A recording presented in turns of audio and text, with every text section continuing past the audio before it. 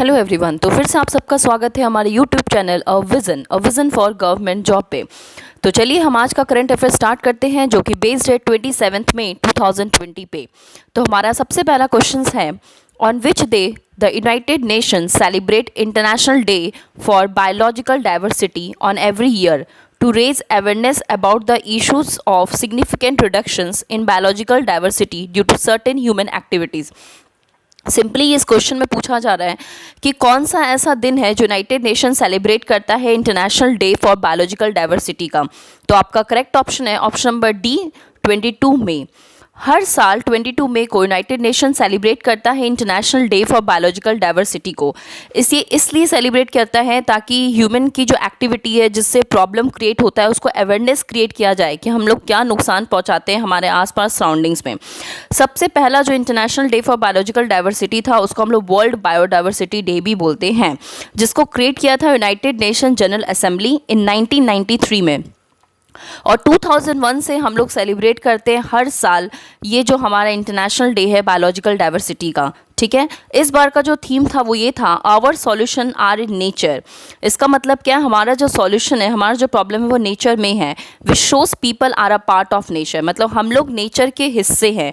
और वो हम लोग को ऑब्वियसली अच्छे से समझ आ ही गया होगा, कोविड-19 ये कोरोना वायरस है वो उसने हमें समझा ही दिया कि हम नेचर के पार्ट हैं, हम नेचर से हैं, नेचर हमसे नहीं है।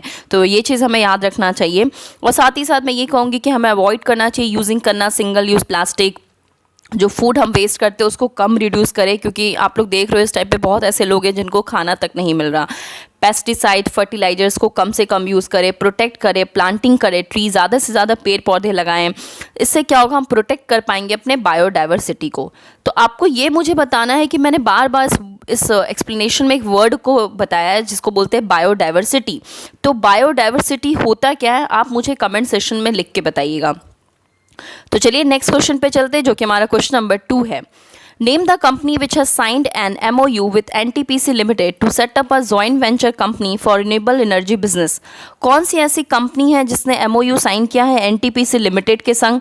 तो इसका करेक्ट ऑप्शन है option number A, oil and natural gas corporation limited. यहाँ पे याद रखिए कि MOU साइन हुआ है NTPC लिमिटेड ONGC के बीच में, ताकि रिन्यूएबल एनर्जी बिजनेस जो है उसको ये लोग आगे बढ़ा सके। साथ ही साथ कुछ याद रखिए, ये दोनों कंपनी रिन्यूएबल एनर्जी को टारगेट कर रही है, जिससे क्या होगा कि दोनों कंपनी का बेनिफिशियल होगा, साथ ही साथ हम सबका भी बेनिफिशियल है। यहाँ पे आपके लिए ये जानना ज़रूरी है कि ONGC के चेयरमैन और मैनेजिंग डायरेक्टर कौन है। तो साशी शंकर डायरेक्टर कौन है ये जानिएगा, और हेडक्वार्टर कहाँ है, न्यू दिल्ली में।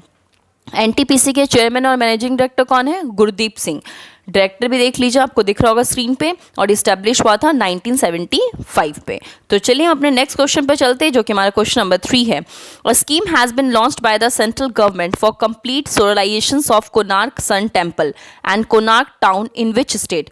हमारा जो स्कीम है, मतलब गवर्नमेंट का जो स्कीम है कि कोणार्क सन टेम्पल और कोणार्क टाउन को ये डेवलप करना, ये स्कीम वो किस राज्य में ला रहे हैं? तो करेक्ट ऑप्शन है ऑप्शन नंबर सी, ओडिशा। ये स्कीम लॉन्च किया गया है सेंट्रल गवर्नमेंट के द्वारा, और ये सेंट्रल गवर्नमेंट ने जो ये स्कीम को लॉन्च किया है वो लॉन्च किया है उड़ीसा में। याद रखिएगा, ministry of new and renewable energy ने ये स्कीम को लेके आए हैं कोणार्क टाउन में इन उड़ीसा में। और ऑब्जेक्टिव क्या है स्कीम का कि जो आपको पता है जो कोणार्क टेम्पल है जिसको सूर्य की नगरी भी कहा जाता है, तो जितने भी इनके रिक्वायरमेंट होते हैं, एनर्जी रिक्वायरमेंट होते हैं सोलर एनर्जी को लेके, वो उनकी पूरी की जाए। ठीक है, MNRE का मतलब क्या है यहाँ पे ध्यान रखिएगा, आप खुद भी मेरे को बता सकते हैं MNRE मतलब क्या होता है। वैसे तो देखिए यहाँ पे आपको मिल ही जाएगा। तो मिनिस्ट्री जो होते हैं एनर्जी सोर्स के, उन्हीं को कहते हैं। तो मिनिस्ट्री ऑफ स्टेट कौन है, राजकुमार सिंह। सेक्रेटरी कौन है, इंदु शेखर। हेडक्वार्टर कहाँ है, न्यू दिल्ली में। थोड़े बहुत स्टैटिक है जो आपको जानना ज़रूरी है। तो चलिए नेक्स्ट क्वेश्चन पे चलते हैं, जो कि हमारा क्वेश्चन नंबर 4 है। IGNOU online master program in Hindi has been launched by the Union HRD Minister via Facebook live session. Who is the present Union HRD Minister of India? IGNOU के द्वारा master programme Hindi में launch किया गया है Facebook live session में। अभी present हमारे union HRD minister कौन है? तो आपका correct option option number B, mister Ramesh. अब यहाँ पे याद रखिए कि IGNOU ने ऑनलाइन मास्टर प्रोग्राम को लॉन्च किया है, और श्री रमेश जी के द्वारा किया गया है वाई फेसबुक लाइव सेशन में।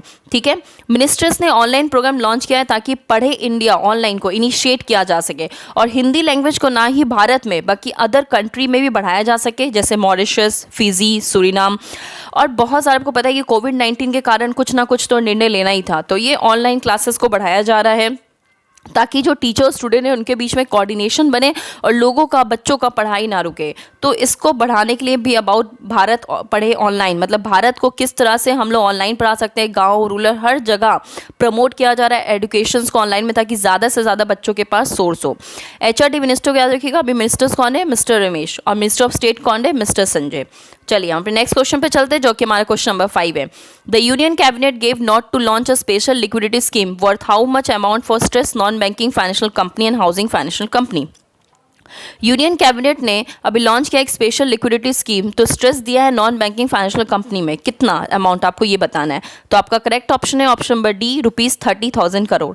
तो याद रखिए यूनियन कैबिनेट ने स्पेशल लिक्विडिटी स्कीम लेके आए हैं जिसमें 30,000 करोड़ दिया गया है नॉन बैंकिंग फाइनेंशियल कंपनी को और हाउसिंग फाइनेंस कंपनी को, जिनका बहुत ज़्यादा फाइनेंशियल लॉस हुआ है कोविड-19 और लॉकडाउन के द्वारा। आपको मुझे ये बताना है कि बैंक में और नॉन बैंकिंग फाइनेंशियल कंपनी में डिफरेंस क्या होता है। चलिए नेक्स्ट क्वेश्चन पे चलते हैं, जो कि हमारा क्वेश्चन नंबर 6 है। How much amount of emergency credit line guarantee scheme for the MSME was approved by the cabinet? कितना amount emergency credit line guarantee scheme के द्वारा अप्रूव किया गया एमएसएमई के लिए? तो correct option option number D, ₹3 lakh crore. याद रखें इसमें फीचर्स क्या है कि 100% गारंटी है कि national credit guarantee trustee company को दिया जाएगा फंडिंग 3 लाख करोड़ की तक, और किसके द्वारा दिया जाएगा? इमरजेंसी क्रेडिट लाइन फैसिलिटी द्वारा। और यहाँ पे इनसे कोई गारंटी फी भी नहीं लिया जाएगा। यहाँ बेनिफिट इसलिए क्योंकि अभी बहुत ज़्यादा लॉकडाउन हुआ है कोविड-19, तो ये स्कीम हेल्प करेगा एमएसएमई को कि जो प्रॉब्लम हुए, उनको जो भी इम्पैक्ट पड़ा उनकी एक्टिविटीज़ में, उससे वो उभर के आएँ और फिर से अपने बिजनेस को अच्छे से चला पाएँ। तो इस यहाँ पे क्वेश्चंस बनता है कि आप देख पा रहे होंगे कि पहले जो एमएसएमई था, जो ओल्ड एमएसएमई था और जो न्यू एमएसएमई था, उसमें कुछ चेंजेस आए हैं। तो आप मुझे कमेंट सेक्शन में बताइएगा कि ओल्ड एमएसएमई और न्यू एमएसएमई में क्या डिफरेंस है। तो चलिए नेक्स्ट क्वेश्चन पे चलते हैं, जो कि क्वेश्चन नंबर 7 है।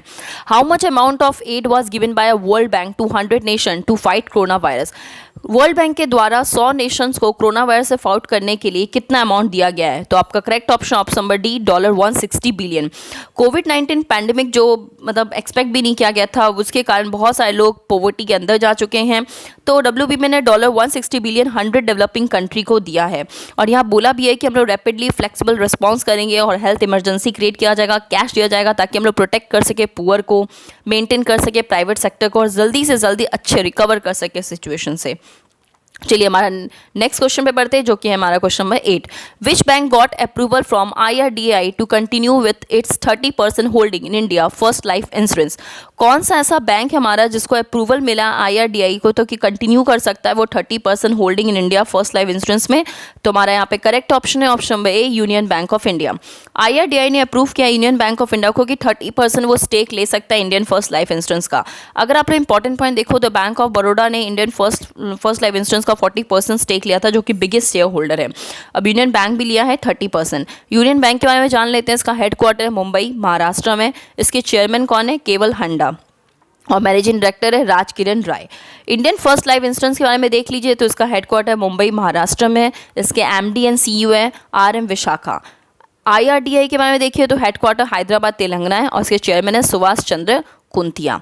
तो चलिए नेक्स्ट क्वेश्चन पे चलते हैं, जो कि क्वेश्चन नंबर 9 है। Who has been appointed by the World Bank to a key position on climate change and disaster management in South Asia? कौन है जिसको अपॉइंट किया गया है वर्ल्ड बैंक में की पोजीशन, इंपॉर्टेंट पोजीशन दिया गया है क्लाइमेट चेंज और डिजास्टर मैनेजमेंट को इन साउथ एशिया में देखने के लिए? तो यहाँ पे करेक्ट ऑप्शन होता है ऑप्शन नंबर ए, आभास झा। आभास जी को इंडियन इकोनॉमिक्स चाहिए, इनको अपॉइंट किया गया वर्ल्ड बैंक के द्वारा की पोजीशन ऑफ क्लाइमेट चेंज और डिजास्टर मैनेजमेंट को देख सके जो भी साउथ एशिया में हो रहा है। इनका ड्यूटी क्या है कि जो डिजास्टर रिस्क मैनेजमेंट है या जो क्लाइमेट चेंज टीम है उनको कनेक्ट करें और उनको अच्छे से यूज़ करें। वर्ल्ड बैंक को भी ये हेल्प करते हैं डेलिब्रेट कर हाई क्वालिटी किस तरह डेवलपमेंट कर सकते हैं, किस तरह डिजास्टर रिस्क मैनेजमेंट को कम कर सकते हैं। क्योंकि अभी आपने देखा था, अभी 2-4 दिन पहले ही साइक्लोन आया था जिससे काफ़ी डिजास्टर हुआ है, बहुत सारा नुकसान हुआ है। तो इस तरह को मैनेज करने के लिए ये इनकी काम है।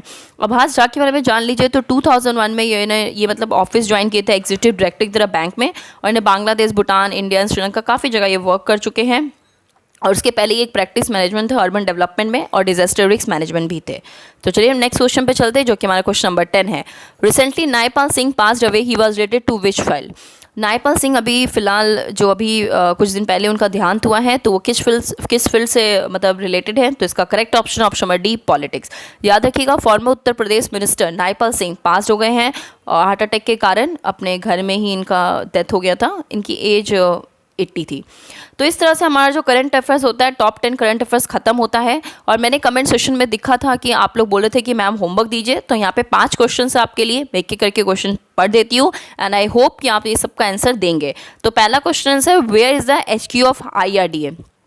IRDA का हेडक्वार्टर कहाँ पे है? दूसरा question, where is the HQ of world bank? World bank का हेडक्वार्टर कहाँ पे है? Third question, the united state issued a statement condemning which nation exclusion from the world health assembly? United state ने issue किया statement, किस nation का exclusion किया है वर्ल्ड हेल्थ असेंबली से? Fourth question, as per Ashoka inscription which among the following place was declare tax free and proclaimed only 1/8 part as taxable?